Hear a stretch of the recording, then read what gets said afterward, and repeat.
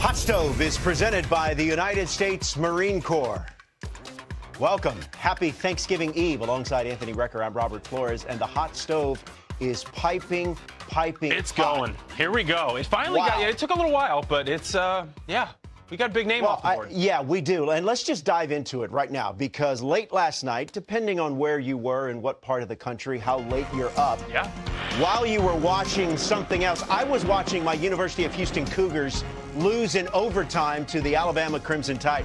University of Houston, you need another offensive scorer besides L.J. Cryer, but that's neither here nor there. This is what Blake Snell put on his Instagram, Snellzilla4. I saw this because I follow him on IG, and I said, oh, well, this is fun. He's putting a little Photoshop of him in different uniforms of potential suitors. But Anthony, his next post or the news that followed was, I'm signing with the Los Angeles Dodgers. I mean, rich get richer, right? That's, no doubt. Wow. It is a 5-year, $182 million deal. That is the report. However, Anthony, there are some caveats. One, $60 million in deferrals. Two, a reported $52 million signing bonus, tax-free because he lives in the state of Washington, no state which tax I did on that not know did not have a state tax. So shout out to Washington. But we were talking before the show.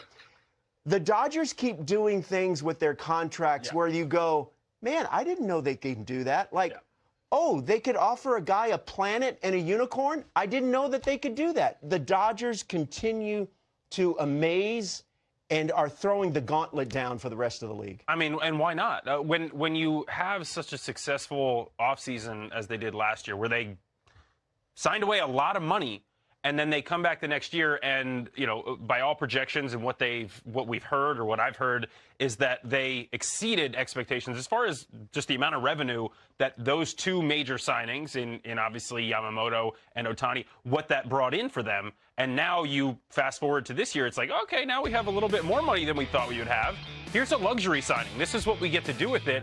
And when I think of the Dodgers and what they're doing with these contracts, I mentioned this on the call I mentioned earlier, it reminds me of what they do in football with contracts, that we didn't know you could get this creative with the way that you handle what is essentially the CBA tax. It's not, a hard cap, obviously, but it's meant to work as one, not necessarily a hard cap, soft. It's meant to work as a soft cap almost. And they're finding ways to do deals and figure out ways to kind of push money elsewhere so that when it comes to that AAV and the way the CBA recognizes these contracts, it doesn't hit as hard when it comes to their luxury tax number. And so they're able to add a little bit more talent than you would expect. Yeah, we're just beginning to dive in on this big story here as the Los Angeles Dodgers, the World Series champions, have made a statement early on in this offseason as they get Blake Snell. Anthony, I think one of the interesting things is the juxtaposition of this was a pitcher that signed so late, well into March, and now he seemed to, and his team seemed to realize, you know what, that did not work for us. That did not work for me. I want to be settled. I wanted to get it done. And now he's among the first. The Dodgers did check on him at the trade deadline over the summer. The Giants obviously were resistant to that, but ultimately they get their man. Yeah, look, when I look at Blake Snell and those numbers right there, I didn't know he had passed Chris Sale for the all-time Ks per nine. Obviously, he's now eligible, is I'm assuming what happened. But Blake Snell, he has the ability to, kind of come in and is he going to give you 8 innings every time out, every 5th day? Not necessarily. But when you look at the Dodgers and what they have, this is a team that didn't necessarily need that. They've got a lot of guys who have incredible ability, especially from a starting rotation standpoint. So this is a luxury signing, a guy who can come in and dominate at times, throw a no-hitter, has the potential to go out there and go 8 or 9 if he's right that day. If he's not walking guys, he can keep his pitch count down.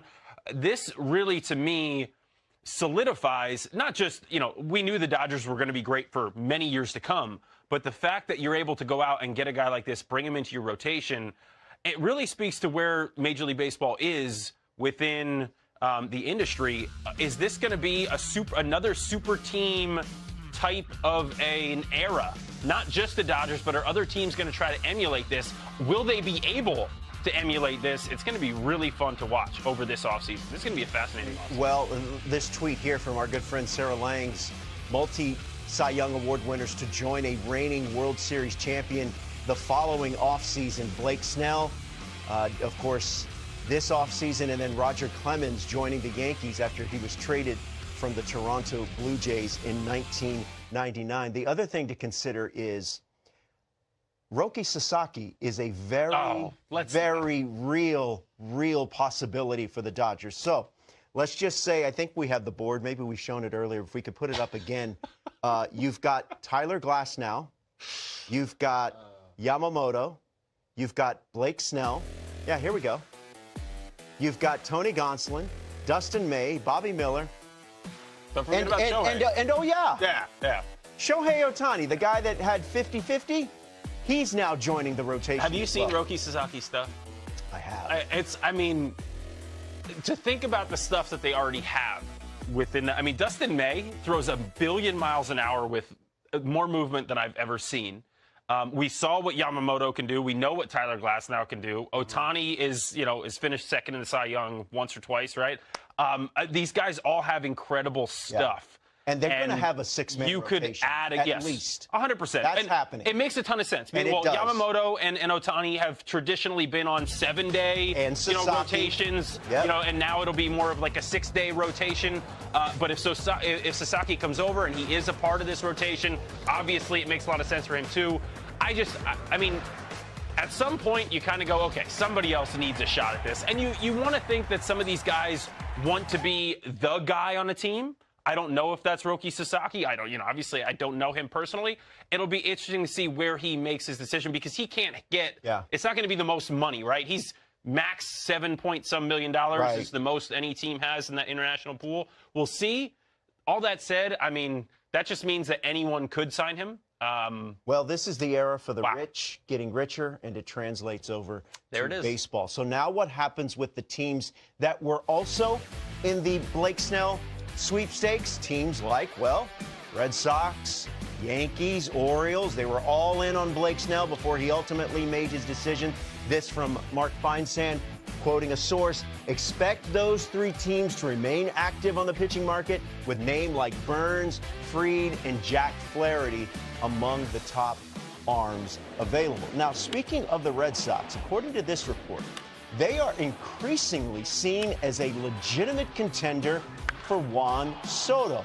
The prevailing thought, or at least the widely held belief in all this speculation, was that it was the Mets and the Yankees.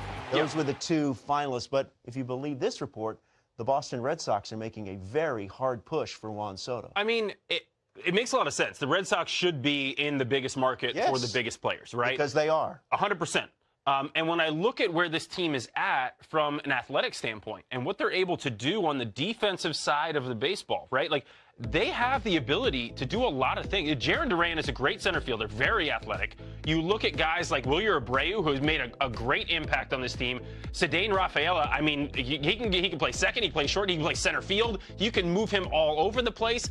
They have a lot of athleticism all over the field. And the reason I say this is because with Juan Soto comes a little bit of a detraction defensively, right? But obviously you get the offensive numbers. This is a very good offensive team to begin with. Yeah. You throw his bat in there, and you can cover him in the outfield, especially because playing left field at that ballpark, you don't got to do a lot of running. There's not a whole play the ball off the wall and get it in, and you're good, and then hit the ball over the wall. Now these are first world problems, but are you okay with having 3 lefties at the top there in that projected lineup? 100%, because Juan Soto in that ballpark, look at lefties that have succeeded there.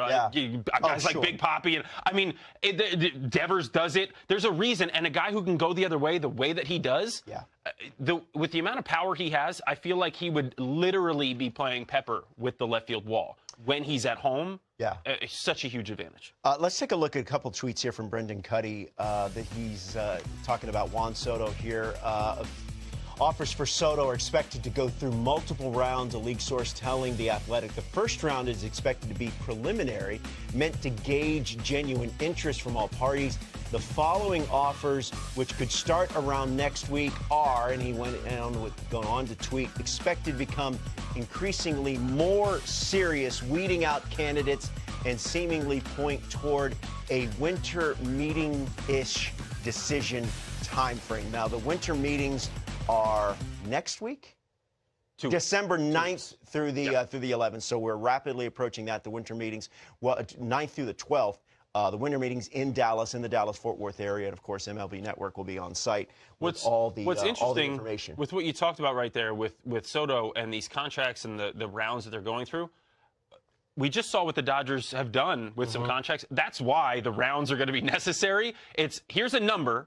Then let's figure out how we can either A, increase that number, or B, be creative and increase that number and find ways to alleviate some of the stress it would put on a ball club. Those talks are going to take a while, and that's why I think we might find out who a couple of serious contenders are for Soto in the next few weeks, but I don't think we're going to know, unfortunately, for a little while. Well, take Blake Snell aside. I think once Juan Soto has made his decision, then I think we're going to see a flurry of activity because all those teams that were in Soto now can go and revert to their back. I would like to see some teams start to be a little bit aggressive in maybe whether it's finding a plan B, instead of Soto, or just trying to find the pieces that are going to, do the best job of exemplifying Soto or helping Soto.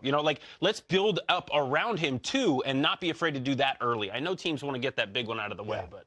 Well, one of the teams that reportedly had some strong interest is the Toronto Blue Jays. And speaking of the Blue Jays, Joey Loperfido, who was acquired by the Blue Jays at the deadline from the Houston Astros, he had an interesting tweet here, or interesting post on his Instagram. He is the subject of one of these Topps one-of-one cards. Yeah, patch cards. The card, it features a patch of his uniform from his debut. He signed it, and it's one of one. And so on the back of the card, he wrote, DM me. He has also upped the ante. So if the person that gets it is willing to, I'm assuming, give it back to Loperfido, he says you can come to Thanksgiving too. For a one-of-one card, with all due respect, and I say this with peace and love to Joey Loperfido and his family, I'm keeping the card. There's better things out there that I would be hoping. And I say that with peace and love. Peace and love. You can give me a handshake. You might be great. I might really like you. I got my own family, Thanksgiving tradition. I don't need to come to your Thanksgiving. In addition to Blake Snell's big-time post on Instagram, this one for me caught my attention. Two GOATs, in my opinion. You're a wrestling guy? Oh, big time. Yeah, okay. Cal Ripken Jr. and the man they call Sting. Yeah. Now, soon after this, unfortunately, what's not pictured is Sting put Cal Ripken Jr. gave him the stinger death drop. I wasn't a huge wrestling guy, but he was a WCW guy, right? He was really the only WCW guy that ever jumped over to WWE before he came over much later. Then also, what about David Ortiz? He's got one of the best nicknames in all of sports, Big Papi. We already mentioned him in the show. That's right. He was tasked with ranking the order of players with nicknames that have big in them. Check it out. Blind rankings. First one's Big Unit. I gotta go second on Big Unit. Big Puma. Big Boom, I gotta go fifth. Big Hurt, 3. The Big Cat, Andres Galarraga, 4. And then we got Big Papi. Okay. I guess I gotta be 1. Now, Big Papi. He knew he was going to be a part of that list. They caught up with him at a dude ranch, so he looks great. Now he's filming a commercial there. Now one player that nickname that they did leave off that I think earned a spot in the top 5, the Big Dumper. Cal Raleigh. Yeah, that makes a lot of sense. When you're talking about a list of nicknames that start with big, I think we get a little bit into a gray area. But yeah, the Big Dumper works. Honestly, the first name I thought of wasn't even a baseball name. I thought of, and this goes to wrestling, I don't even know why I thought of Big Papa Pump was the first thing that popped in my head. Scott Steiner with one of our favorites, JP Morosi, who joins us here. JP, Blake Snell, breaking the news himself on Instagram late yesterday, at least in the Eastern time zone. He goes to the Dodgers, 5-year, $182 million deal, reported $52 million signing bonus, a lot to unpack. Which way do you want to go first? Sure. Well, Robert, Anthony, first of all, happy Thanksgiving. And yes, we do love it when the player himself puts it out there. It's a pretty good source when it comes right from the player. Got to trust it. All the ambiguity is gone. Blake Snell, a Dodger. One fun note as we get started, the Dodgers now have half of the Rays starting rotation from the 2020 World Series with Snell and Glasnow just 4 years ago. How about that? And, of course, Andrew Friedman was the Rays GM when Snell was drafted by them back in 2011. So some good biographical notes there. But the most important thing financially, guys, is this. Snell now has the second highest AAV of any pitching-only contract of 5 years or more in the history of the game, trailing only Jacob deGrom. If I'm a pitcher out there right now, it's a very healthy number to begin the year. And let's also make this point. As you alluded to it earlier, Robert, that Snell has signed 112 days earlier in this offseason cycle than he did a year ago. More than 3 months ahead of time based on last year's schedule, and for good reason. He had that bumpy start to the year, and when you look at what his ERA was in April and May, he was not fully healthy yet. And if you were to tell us at that point in time that he'd be signing for $182 million, we didn't necessarily see that coming. But it's because of what Blake did in the second half of the year. His final 14 starts, an ERA of 1.23. Dominance from a two-time winner of the Cy Young Award.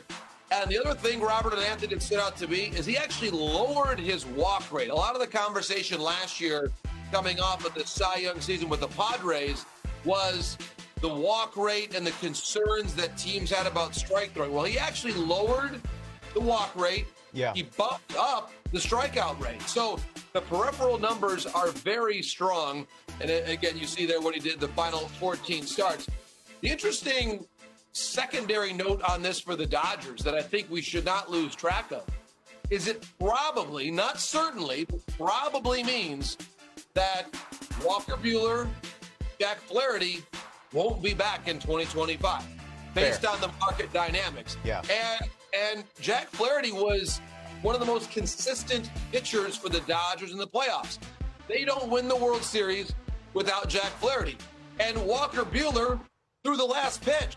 So those are two really important guys in the Dodger rotation who will likely not be back in 2025. And listen, it's a trade that most of us would say, yeah, it's a good trade in terms of talent and potential. You're basically trading Flaherty and Buehler out for Snell and Ohtani in. But we also have to realize Ohtani, especially given the injury in the World Series, there's a very real chance he's not ready to go on the mound on opening day. That makes sense. It's important to put that context in mind that let's not let the moment escape without recognizing the importance of Buehler and Flaherty to the Dodgers World Series championship. JP, real quick, what does this mean for Burns, for Fried, for Flaherty? Now that we have two kind of data points, Blake Snell and then Yusei Kikuchi, who also signed his deal a few days, or agreed to his deal a few days ago. Right. Very healthy numbers. I think this contract is good news for Burns, Fried, Flaherty, Buehler, and many others. I think Mark Feinsand's piece this morning at MLB.com did a great job of explaining just where that market sits and the importance now for teams like the Red Sox and the Orioles and to some extent the Yankees to really get to work on filling some needs. I would also say the San Diego Padres, who gave the Dodgers their biggest challenge. They're one starting pitcher away as well. There's a lot of starters still out there. And by the way, I certainly want to point out Clayton Kershaw's name on the left-hand side of the screen. There's still a pretty healthy expectation he's going to be back with the Los Angeles Dodgers in 2025. Shane Bieber's name is really interesting. Maybe he's someone that signs a little bit later and returns during the season. But I think that, of course, the Juan Soto sweepstakes looms above all of this. And if the Red Sox are able to interrupt what is seen as a New York storyline between the Mets and the Yankees. But we are probably going to see some bidding wars between those two arch rivals in the American League East, in the Yankees and Red Sox for pitching, and the Orioles, guys. They were not good enough to get past the Kansas City Royals with Corbin Burns. Correct. They have got some work to do this offseason. Well, Anthony, and I want to bring you in here because I'm glad he mentions the Orioles. Yeah. And the men or the people that are there many of them came from Houston. They were part of the building of that. Yeah. But Houston didn't become Houston until they got Justin Verlander. Yeah. Via trade.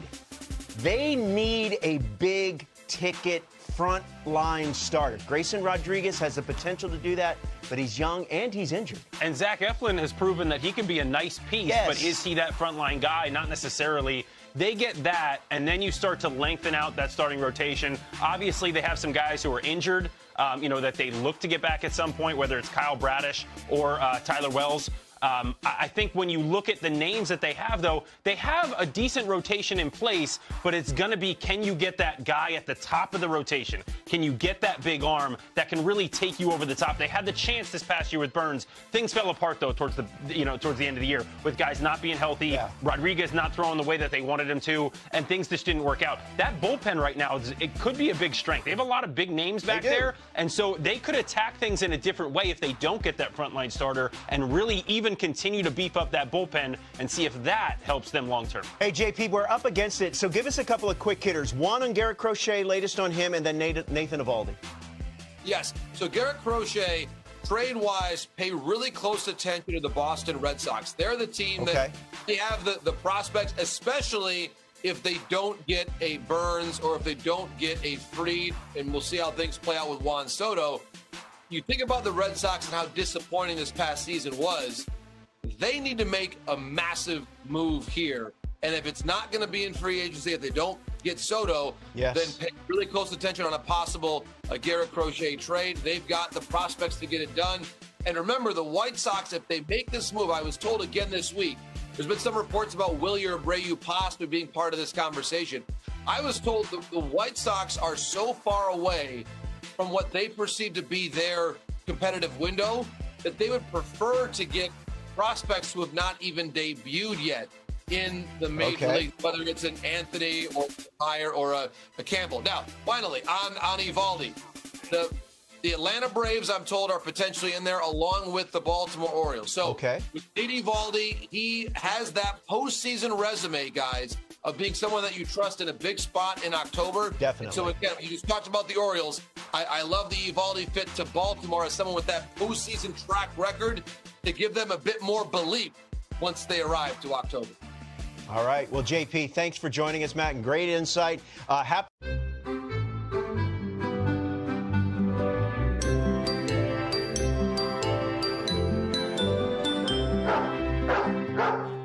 Boy, those are some disturbing images. Interesting animation. Makes for a good segment. Where's your baby picture at? Hey, I know. See that. Doggy Daycare. Christopher Mad Dog Russo joining us on this edition of Hot Stove. Mad Dog, good to see you. Blake Snell, surprising just about the entire baseball industry. When he broke the news himself on his Instagram, he's going to the Dodgers. What's your take on that? Yeah, listen, to me, I don't think it's good for baseball, number one. How many guys can the Dodgers sign? I understand that they needed some pitching, but, geez, they're going to get the Japanese kid, too. I mean, when is enough enough? I mean, that was my first take on it. It's a good baseball move. You get another pitcher in there. He's obviously very, very good if he stays healthy. My second observation, my second thought was the poor Giants. I mean, the Giants are a disaster. Why would anybody want to go play for San Francisco right now? They're never going to win. You got the Dodgers, who are going to win another divisional championship. You got San Diego, that's got obviously, Machado sitting there. They got big stars. The Giants don't have any stars. And the Giants, this is a huge hit for the franchise. So that bothered me, too. So from a Giant perspective, they lose their best pitcher to a team, their main rival that does nothing but win. And the Dodgers, who have what, a $300 million payroll? Now it's $350 million. When is enough? I mean, listen, I understand you want to make him the villain. Go ahead. No, they're not going to get Soto now, but to me, it's way over the top. That was my take from afar, from just looking at this from a baseball standpoint. Baseball can't be happy that the Dodgers, who spent $320 million on Yamamoto, another whatever it was last year on Ohtani, going to get the kid from Japan, and now they get him after they gave Glasnow $160 million. When is enough for crying out loud? Well, this is America, Mad Dog, and it is never enough, first of all. But two, Anthony, what about, you know, he mentioned this, he loves the San Francisco Giants. That's his baseball love. But if the Giants can somehow get Corbin Burns or Max Fried, guys with impressive resumes as Blake Snell are also a little bit younger. I will say this with the Giants, to their, you know, their strength down the stretch was their starting rotation. They got Robbie Ray back. Obviously, they have Logan Webb. They have pieces to go out there and compete from a starting rotation standpoint. I don't think that was really their biggest need this offseason, even with Blake Snell leaving. They need guys that can produce offensively, and then can you round out that bullpen, because at times that seemed to be a big issue for them. So they've got other places to go.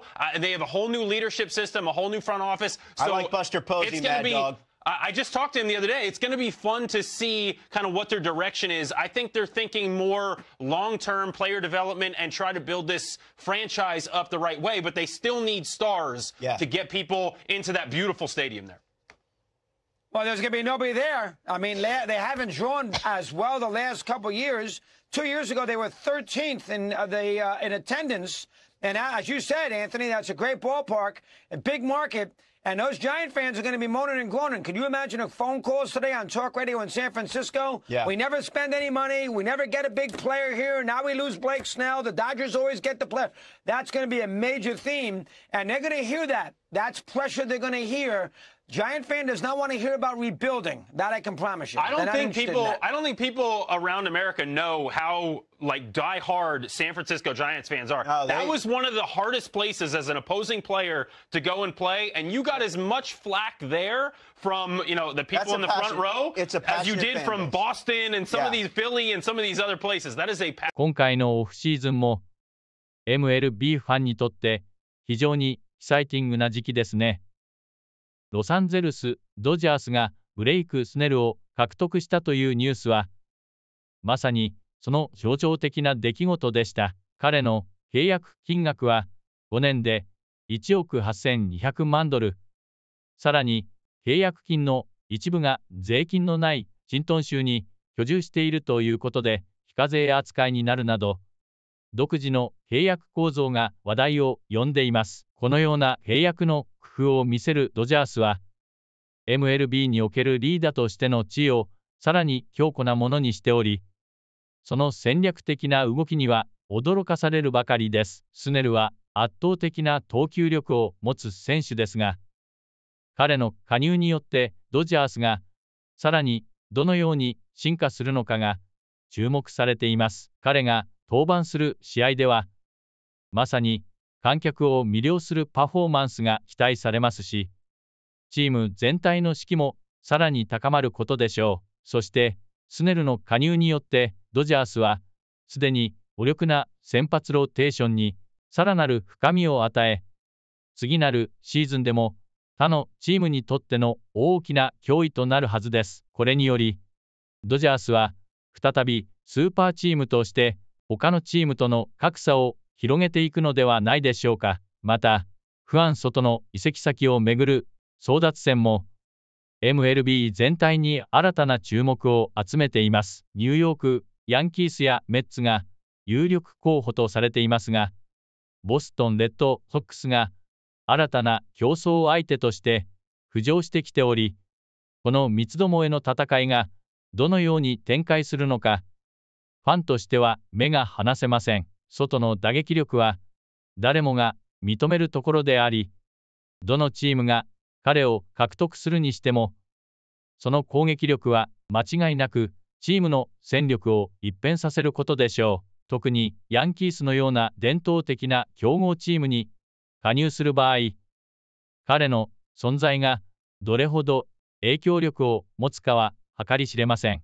さらに、今回のオフシーズンは、選手の移籍だけでなく、各チームのフロントオフィスの動きや戦略も見どころの一つです。ドジャースは、その契約交渉の柔軟性や財政管理の巧みさを示しており、他のチームがどのようにこれに対抗するのかが興味深いポイントです。一方で、サンフランシスコジャイアンツやボルチモア・オリオールズといったチームが、どのように自分たちの地位を確立し、競争力を高めていくのかも注目されます。ジャイアンツは、特に地元ファンからのプレッシャーが強く、戦力強化が急務となっています。また、オリオールズのように若手選手が台頭しているチームが、新たなスター選手を迎え入れることで、どのような化学反応を起こすのかにも期待が高まります。こうした動きの中で、